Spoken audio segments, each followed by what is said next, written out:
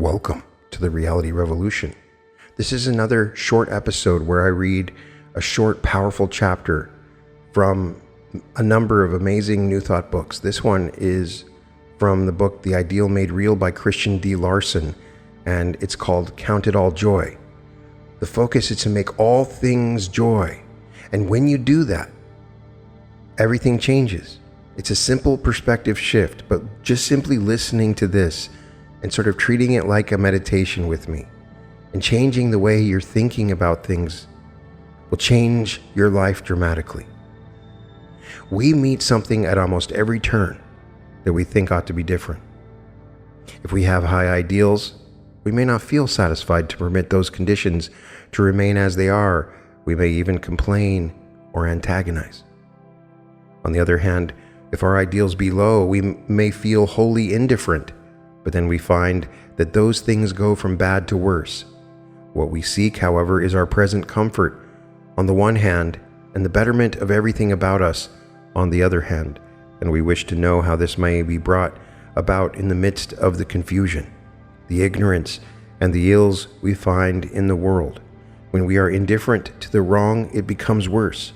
Therefore, even for our own good, we must do something with those adverse conditions that exist in the home, in society, or in the state. We must meet all those things and meet them properly, but the problem is how. To antagonize, criticize, or condemn never helps matters in the least. Besides, such states of mind are a detriment to one's own peace and health. The critical mind wears itself out while thinking about the wrong, but the wrong in the meantime goes on becoming worse. To feel disappointed because the universe does not move according to your fancy will not change the universe, but it will produce weakness in your own mind and body. That person who lives constantly in the world of despondency will soon lose all hold upon life. He consequently does nothing in the world but bring about the end of his own personal life. The usual way of dealing with the problems of life solves nothing.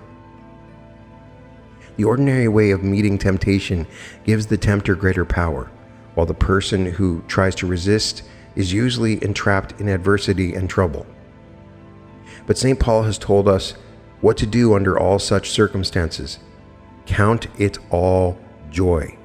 That is the secret. Count it all joy, no matter what may come, agreeing with all adversity at once, agonizing nothing, condemning no one, leaving criticism alone.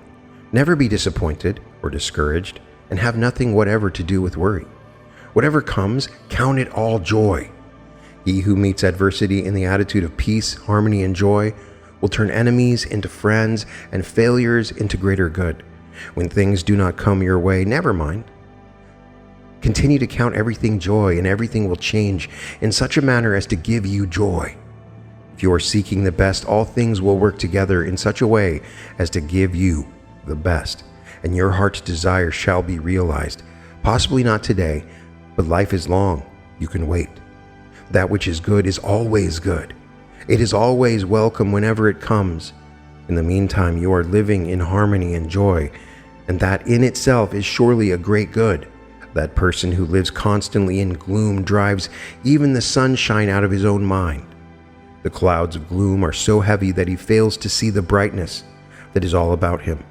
That person, however, who counts everything joy will change everything to brightness and thus receive joy from everything.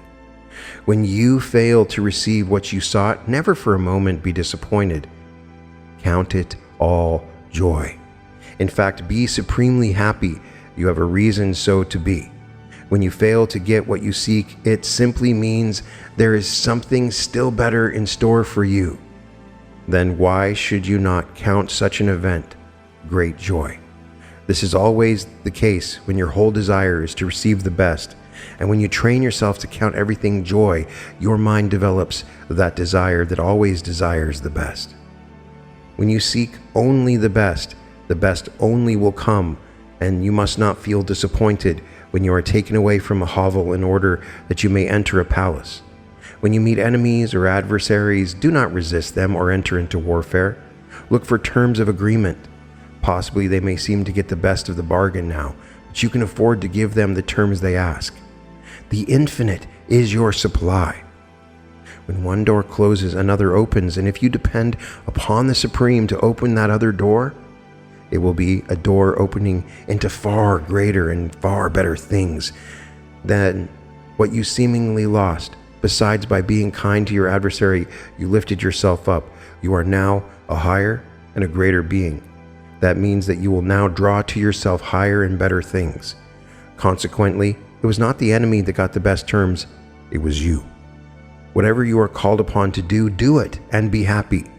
Count it all joy that you are given the opportunity to bring sunshine into dark places and develop your own latent power by doing what seemed difficult. You are equal to the occasion, if you think so. Therefore, you should consider it a privilege to prove it. The world is waiting for great souls, souls that are ready to do what others failed to accomplish.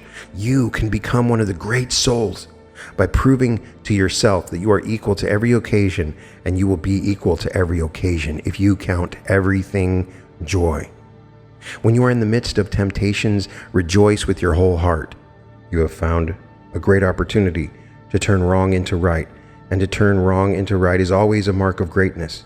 Millions of people have died unhonored and unsung, who might have arisen to greatness and become leaders and saviors in the world if they would have demonstrated their superiority in the midst of temptation, tribulation, and wrongs. Look upon all temptations and troubles as opportunities to make wrong right, and be glad that such opportunities have been presented to you. Count it all joy. Besides, the result will not only produce joy to yourself, but possibly to millions. He who changes wrong into right rises in the scale, and you can think of no greater good coming to you than this. He who remains below must be counted with the small and the ordinary. He who goes up higher shall gain everything that his heart may wish for. Therefore, whatever comes or whatever you meet, or whatever you are called upon to do, proceed with peace and joy. Be glad that you have the opportunity to prove your own power and thus elevate yourself thereby.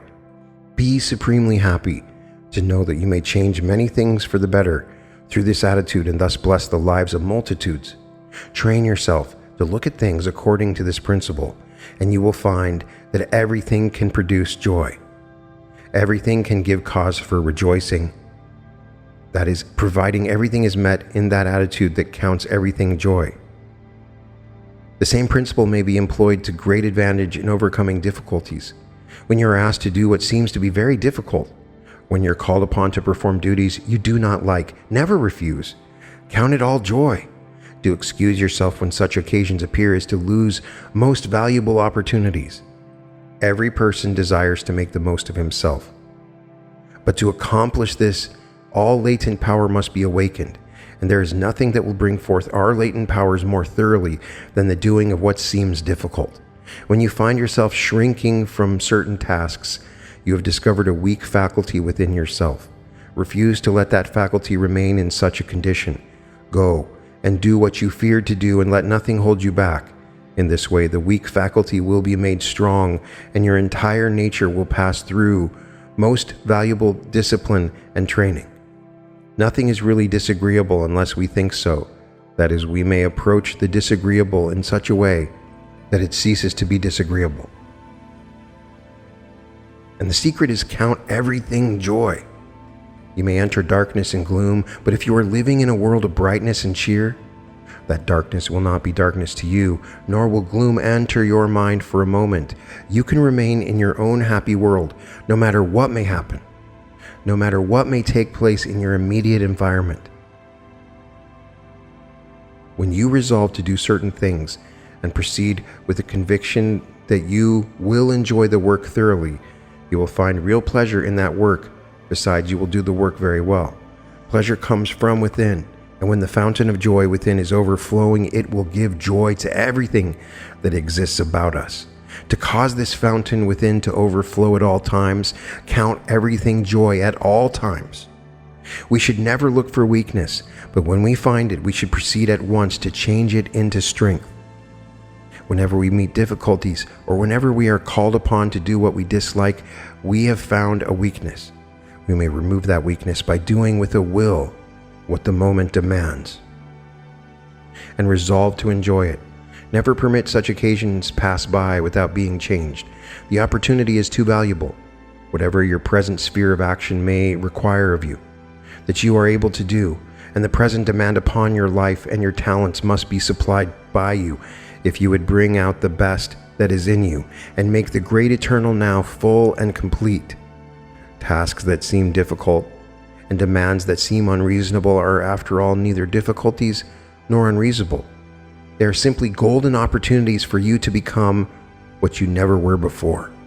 They are but paths to greater achievements, sweeter joys, and larger life. Therefore, when you meet such occasions, count it all joy. When you fail to gain or realize in the present what you expected, do not feel disappointed.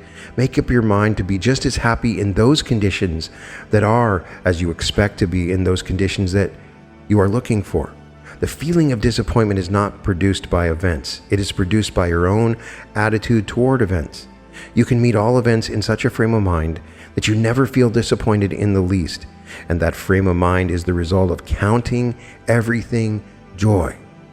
When you know that eternity is long and that countless joys are in store for you, you will not feel sad now because one insignificant event has been postponed. And when you have full control of your mind, you will have the power to produce just as much happiness in the absence of that event as in its presence, because events themselves cannot produce happiness. The same is true of things. We do not gain joy from things, but from the way we think about things, and we can think as we choose at any time, no matter what the circumstances may be. When the present demands happiness from something different than what you were looking for in the present, grasp the opportunity to prove that you are equal to this occasion. You thus develop latent ability. When you count everything joy, you know that you can always produce joy. You know that whatever happens is best, because you have the power to cause it to become the best. The best always happens to those who seek only the best. Therefore, whatever comes should be received as the best, and we must give it the opportunity to prove that it is better than anything that could have happened. You are not dependent upon events for happiness. Happiness does not come from what we do or where we go. Happiness comes from what we are now, or what we create out of what is present now. Whether we are alone in a garret or in a gorgeous hall room, the amount of happiness we are to receive in either place will depend entirely upon our own frame of mind. The frame of mind that you desire for the present moment you may have. If it does not come of itself, you can create it. You are the master. When things do not come the way we can like them the way they are coming. This is how we agree quickly with our adversaries. We thus receive the enemy instead of fighting the enemy. And that which we receive in the true attitude of mind becomes our own. Count everything joy, and every adversity will give up its power to you. That which is evil becomes good when we meet it in such a way that we draw out of it the best that it may contain. And we always attract the best from everything when we meet everything in the conviction that all things work together for good. When nothing comes to give us happiness in the external, we can open the fount of everlasting joy in the great within. The heaven of the soul is ever ready to open its pearly gates, but we must look towards the soul if we would pass through those gates. We shall fail to see the fountain of joy within, however, so long as our whole attention is fixed upon those worldly pleasures that failed to come into our world. But if we count everything joy, we no longer feel disappointed about what did not happen. On the other hand, we enter into that joyous state of mind that will place us in direct contact with the source of limitless joy within the mind. When people speak unkindly of you, you will become offended if you thought they spoke unkindly. But if your eyes are too pure to behold iniquity, you will go on your way as if nothing had been said. You count everything joy, and thus you will receive joy from your own lofty position in the matter. When you're asked to do certain things, do not proceed with a feeling that you're compelled to. Go and do it because you want to. Say that you want to, and count it all joy. We should never say, I have a duty to perform, but rather, here is an opportunity which I have the privilege to embrace. Train yourself to want to do whatever your present sphere of life may demand. He who loves and thoroughly enjoys what he is doing today will be asked to do greater things tomorrow. The large soul never asks if things are unpleasant or difficult. Such thoughts never enter his mind. Whatever he finds to do, he proceeds to do with his mind full of will and his heart full of joy.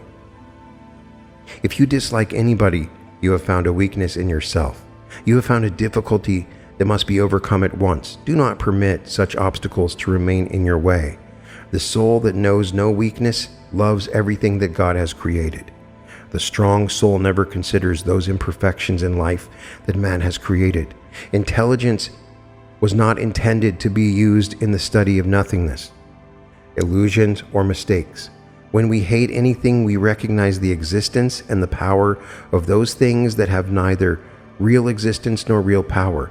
We therefore enter into a confused state of mind.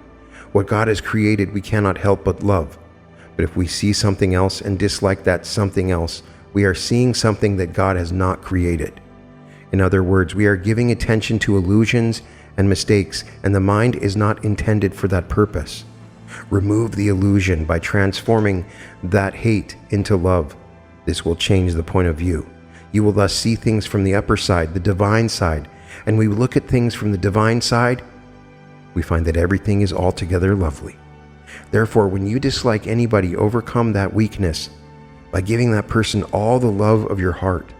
Love that person and mean it, no matter what he has said or done. There is nothing in the world that lifts the soul so high above darkness and illusion as strong, pure, spiritual love. And it is not difficult to love a person when you know that he is God's creation. While his mistakes are simply man's creation, mistakes must be forgiven. Our desire is to do the will of God, and to do the will of God is to love every creature in existence and to love everything as God loves everything. All the secrets to life are found in this short chapter. Whatever you're going through, count it all joy. Whatever you see out there that you're struggling with, treat it as joy. Treat it as an opportunity. Change the way that you think. When you have tasks that you don't want to do them with joy. When you have things that you've been compelled to do that you struggle with, do them with joy. When you continue to do things with joy, everything becomes a meditation. You find the joy in the simplest and easiest and most wonderful of things. And when you do this, this joy radiates outside of you, and everything around you raises to this level of joy, and the world becomes joyful right back to you.